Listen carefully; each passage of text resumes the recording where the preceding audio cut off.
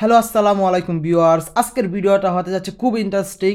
আমি সকাল সকাল ঘুম থেকে উঠেই আমি দেখলাম ঘুঘু পাখির বাসাটাকে। আমি কিন্তু প্রতিদিন ঘুম থেকে উঠে আগে ঘুঘু পাখিকে আমি খেয়াল করি। ঘুঘু পাখি কি বাসার ভিতরে বসে আছে নাকি সে খাবার খুঁজতে চলে গেছে। আমি কিন্তু প্রতিদিন উঠে দেখি, কিন্তু দেখি ঘুঘু পাখি কিন্তু গাছের ভিতরে বসেই থাকে। কোনোদিনও আমি সুযোগ পাই না যে আমি তার বাসার একটু চেক করব ডিমগুলো কি ফুটাইছে নাকি ফুটাই নাই, বাচ্চাগুলো তুলছে কি তুলে নাই, আমি এটা চেক করবো কিন্তু পারি না। আজকে সকালবেলা উঠে দেখি ঘুঘু পাখি নাই।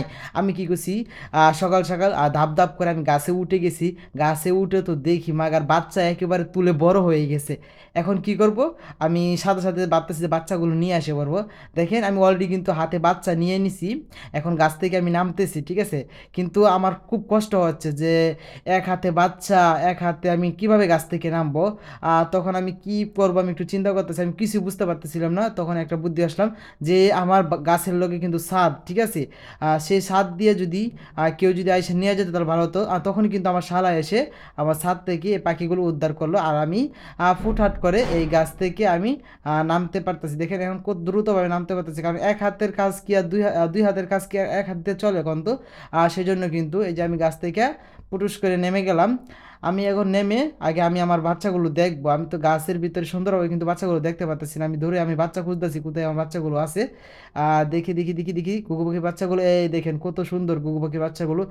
এখন মূলত হচ্ছে যে এই বাচ্চাগুলো যে রাখবো কোথায়, রাখার জন্য তো একটা ব্যবস্থা করতে হবে। এখন কি করছি, আমাদের বন তো নাই এখন, ঠিক আছে। আর খেয়ার বলে, খেয়ার তো নাই। এখন কি করছি, যে মুরুগের যেদিকে ডিম পারতো ওইখান থেকে কি করছি আমি খেয়ার নিয়ে আমি এখন যে একটা ছিল, এটাকে আপনি কি বলেন আমি জানি না, কিন্তু আমার এলাকায় বাসায় এটাকে বলে পিন্দা। আবার কেউ কেউ এলাকায় বলে এটাকে লকার, আবার কেউ এলাকায় বলে এটাকে কাঁচা, ঠিক আছে। কে কি বলে জানি না, কিন্তু আমার এলাকায় এটাকে লকার বলে, পিঞ্জা বলে, ঠিক আছে, পিঞ্জা বলে।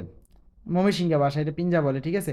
এখন আমি কি করব, হুটহাট করে সকাল সকাল তো আনছি বাচ্চাগুলো একেবারে কিন্তু ছোট, ঠিক আছে। ভিডিওটা একটু করতে পারেন, জুম করে দেখানোর দরকার ছিল, কিন্তু যে ভিডিওটা করছে তা একটু বুঝছে কম, সেই জন্য। আচ্ছা আমি পরে লাস্টে দেখাই দিব কি সুন্দর বাচ্চাগুলো, ঠিক আছে। আমি আর কি করলাম, যে পাখির খাঁচার মতো করে একটা বাসা বানিয়ে নিলাম বন দিয়ে, ঠিক আছে। বন দিয়ে বানাচ্ছি হচ্ছে যে যে বাসাটা আছে এই বাসাটা কিন্তু একেবারে ছোট। ঘুঘু পাখি কিন্তু আসলেই খুব অল্প স্বল্প করে একটা বাসা তৈরি করে। আর সেই জন্য কিন্তু এই আমি একটু বাসাটাকে একটু বড় করে নিচ্ছি, কারণ বাসাটা যদি বড় করে না নিই তাহলে কিন্তু দুইটা যে ঘুঘু পাখি যে আস্তে আস্তে একটু বড় হবে আর সেটি কিন্তু জায়গা হবে না। সেজন্য কিন্তু একটু আসার জন্য ঘুঘু পাখি বাসাটা একটু বড় করে নিচ্ছি, কারণ মার তো অন্যরকম, আর আমরা তো দিতে পারবো না, ঠিক আছে। তারপরে দেখি এই হলো আমার ফার্স্ট যে আমি ঘুঘু পাখি পালবো, অনেক শখ করে, ঠিক আছে। এখন আমি ঘুঘু পাখিটা কোন জায়গায় রাখবো, এই জায়গায় রাখা যাবে না। আমি এখন আমার বারিন্দায় নেওয়ার জন্য চেষ্টা করতেছি, আমি বারিন্দায় নিয়ে যেতেছি যে পাখিটা রাখার জন্য, ঠিক আছে। হ্যাঁ, পাখিটা তো রাখতে হলে তো কিছু দিয়ে বাঁধতে হবে, এখন তো বান্ধার জোগাল খুঁজতে হবে, তাই না।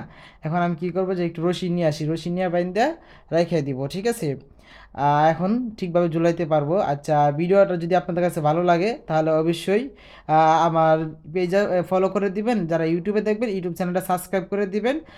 আজকে আমার ভিডিওটা এই পর্যন্ত। সবাই ভালো থাকবেন, সুস্থ থাকবেন, আর নেক্সট ভিডিওর জন্য অপেক্ষা করবেন। Good bye.